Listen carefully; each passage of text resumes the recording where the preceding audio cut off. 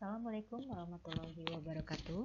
Bertemu lagi anak-anak hebat dengan Ibu Fitra dari SDI Al-Alfas Dwi Matra, Jakarta Selatan. Ingat, kita masih dalam masa-masa pandemi, jadi selalu jaga kondisi kesehatan. Kali ini Ibu ingin membahas mengenai satu mata pelajaran yaitu SBDP, Seni Budaya dan Prakarya. Pokok bahasannya adalah mengenai reklame. Nah, di sini Bu Fitra ingin mengajak kalian melihat gambar yang pertama. Kemudian ada satu gambar lagi. Nah, dua gambar yang Bu Fitra berikan ini adalah contoh dari reklame. Jadi reklame itu adalah media atau alat untuk menawarkan atau menginformasikan sesuatu kepada halayak umum dengan menggunakan gambar dan kata-kata.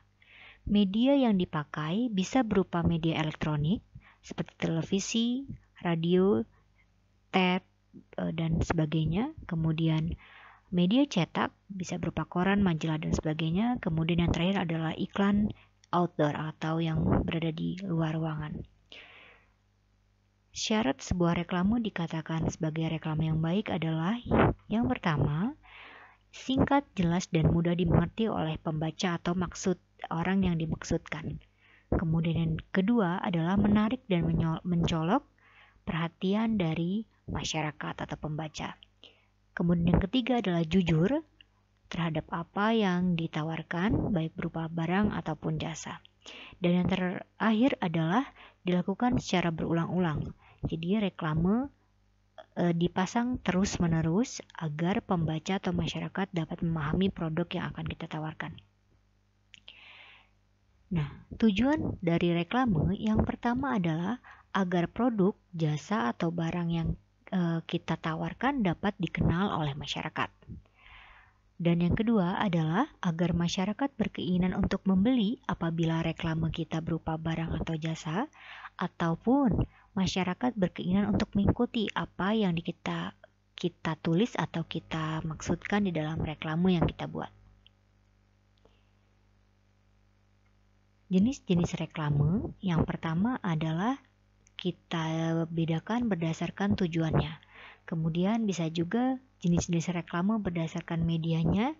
Dan yang ketiga adalah jenis-jenis reklame berdasarkan sifatnya. Sekarang kita bahas yang pertama terlebih dahulu, yaitu berdasarkan tujuannya. Reklame dibagi menjadi dua. Yang pertama adalah reklame komersial.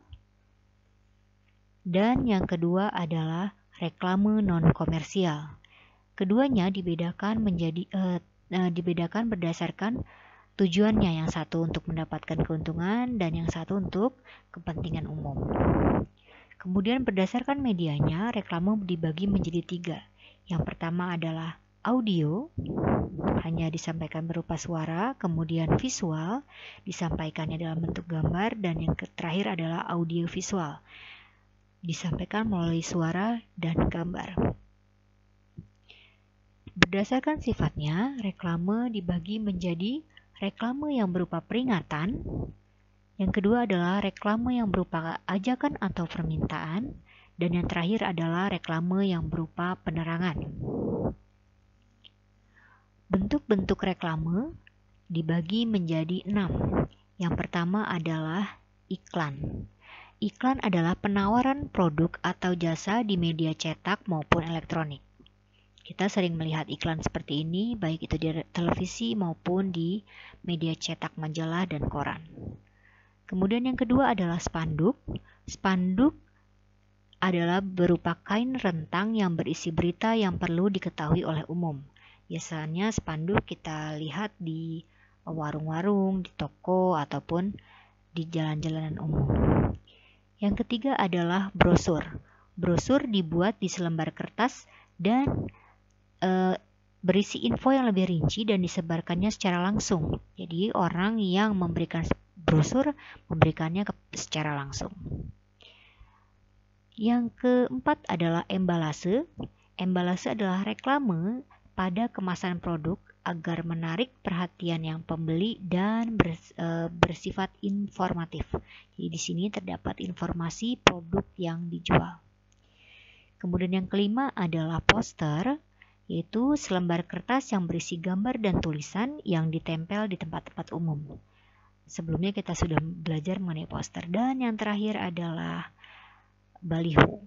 Baliho ini gambar dan tulisan yang menarik. Perbedaannya dengan yang lain adalah dia ukurannya besar dan ditempatkan pada tiang besar dan semi permanen. Biasanya ada di jalan raya ataupun jalan-jalan yang biasa dilalui oleh orang-orang. Oke. Nah, sekian penjelasan dari Bu Fitra. Berikut ini adalah tugas kelompok untuk kalian. Jadi kali ini tugasnya bukan tugas mandiri tapi tugas kelompok. Tugasnya adalah kalian harus memberikan pendapat mengenai persamaan dan perbedaan kedua reklame berikut ini. Kita lihat reklame yang pertama.